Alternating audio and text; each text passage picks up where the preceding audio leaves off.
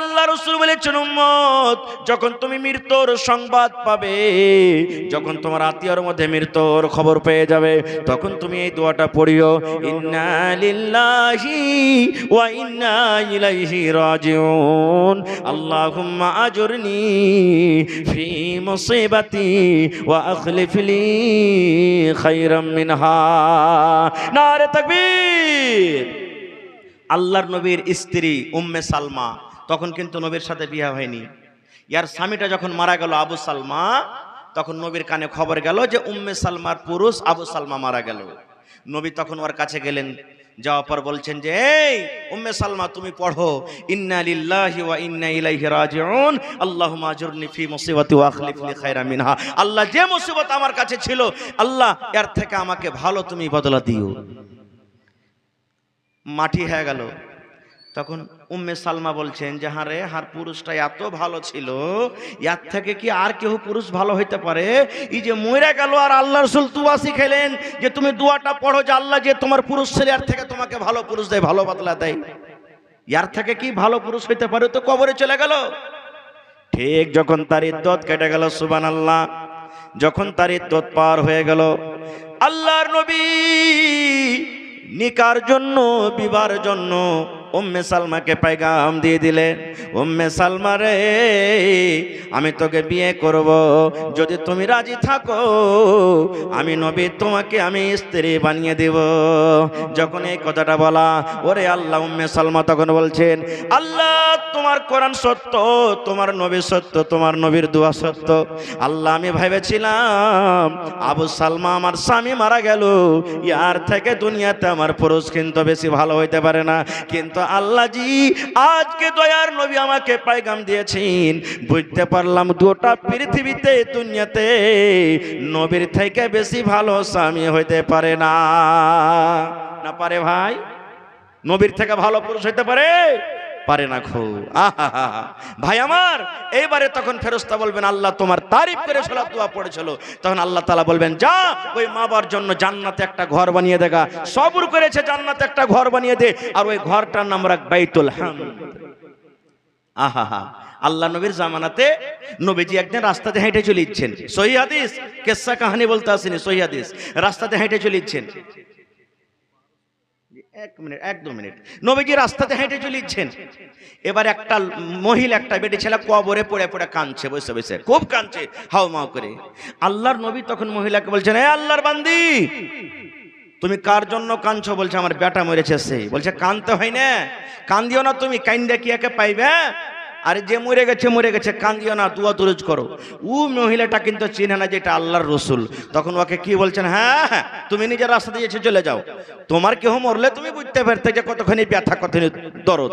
তোমার তো কেহ মরেনি, তুমি তো বুঝতে পারো না, আমার বেটা মেরেছে, আমার দরদ হয়েছে। এখান থেকে চলে গেল। এবার পাঁচজন একজন সাহাবী ছিলেন।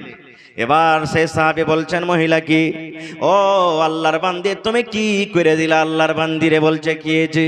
বলছে, আল্লাহর বান্দিরে, এই যে তুমি একটা লোককে এরকম ভাবে তুমি কথা বলে দিয়েছো রে বান্দি, এটা হলো দয়ার নবী, এটা হলো আখরি নবী, এটা হলো আখরি রসুল, এই জন্য তুমি এই লোকটাকে তুমি চেনো না, যার কারণে এরকম কথা বলে দিয়েছো। এবার দৌড়াতে দৌড়াতে দৌড়াতে সেই পিছনে পিছনে আল্লাহর নবীর বাড়িতে চলে গেলেন।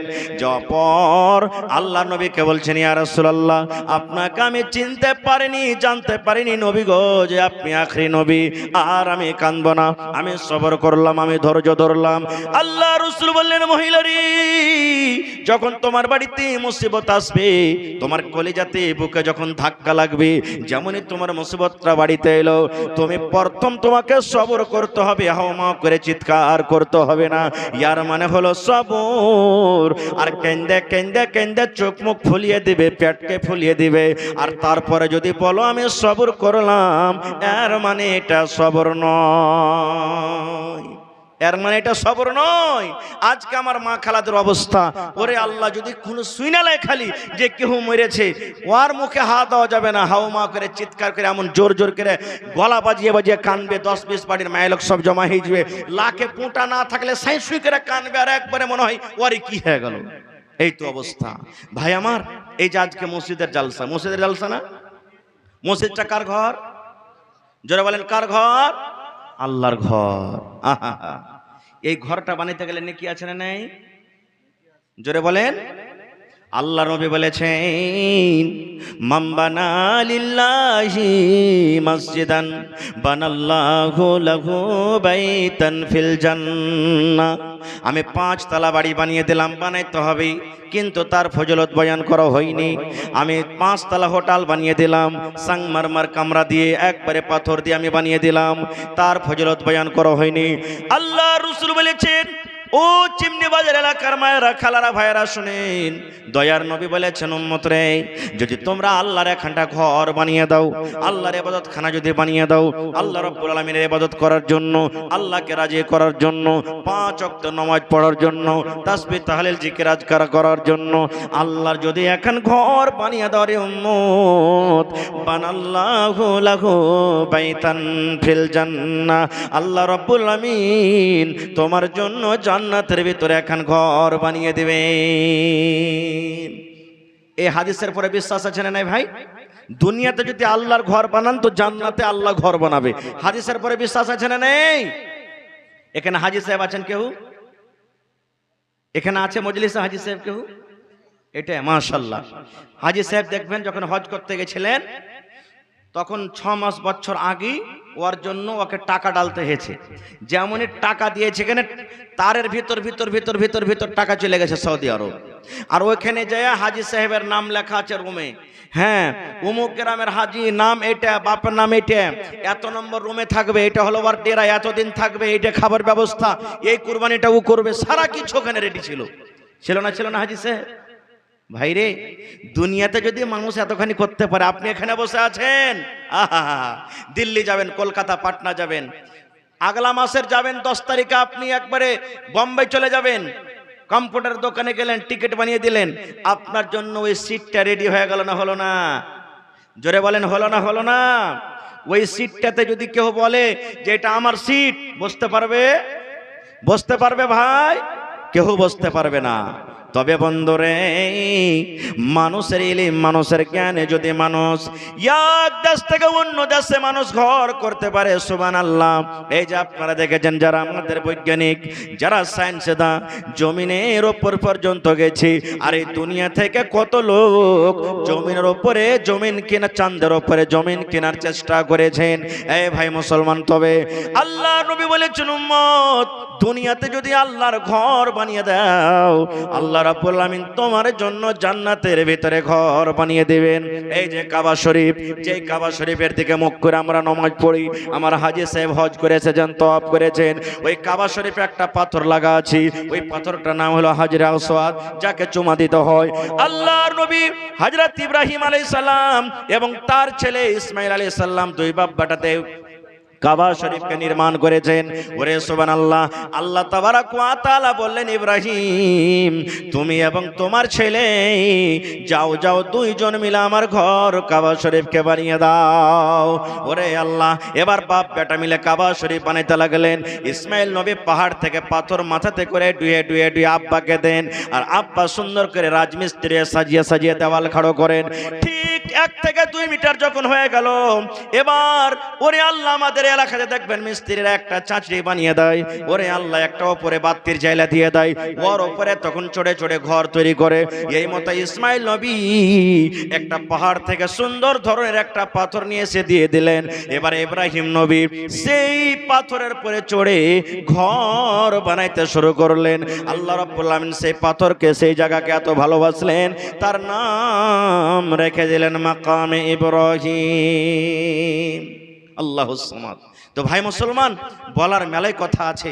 এই যে দেখেন, গত বছর একটা জালসা করেছি আমি বনালীর পার্শ্বে খড়বাড়ি মুজাহিদ মুখিয়ার গ্রামে। এবারও জালসা ছিল, কিন্তু বৃষ্টি হয়ে যাওয়ার কারণে জালসাটা হয়নি।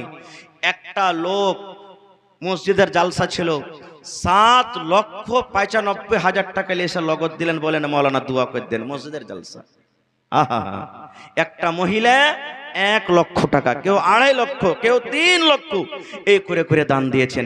ভাই আজকে হলো মসজিদের জালসা, আল্লাহর ঘর, যে গোটা পৃথিবীর মধ্যে সব থেকে উত্তম ভালো জায়গা, সেই ঘরের জন্য 1 টাকা দিবেন তো আপনার কাছ থেকে 1 টাকা নেব। তবে ভাই দেখি তো আজকে কোন এমন ভাই, মা, খালা, দাদি, নানি আছেন যে 1 কাঠা 1 ডিসমিল জমিন দান করতে পারবেন? হয় মসজিদের আঞ্জর পাঞ্জরে থাকলে লাগিয়ে দেন, মৌলানা জীবনে কিছু আর নাই আমার, মরে গেলে সব পড়ে থাকবে, এই 1 কাঠা জমি আমি মসজিদে লাগিয়ে দিলাম। আর যদি না থাকে, মাঠে ময়দানে আছে কোনো জায়গাতে, মৌলানা আমি দিয়ে দিলাম 1 কাঠা কিংবা 1 ডিসমিল জমিন, বিক্রি করে যা টাকা হবে আমি মসজিদে লাগিয়ে দেবো। দেখে আছেন কেমন? এবং ভাই মোটামুটি এই মসজিদে 50 কন্ট্রোল মোটামুটি রড লাগবে আপনাকে ছাদ পেটাইতে, 200 থেকে 300 পকেট সিমেন্ট লাগবে আপনার, মোটামুটি এই দেখেন 10 থেকে 15 গাড়ি গিট্টি এবং ভালো লাগবে।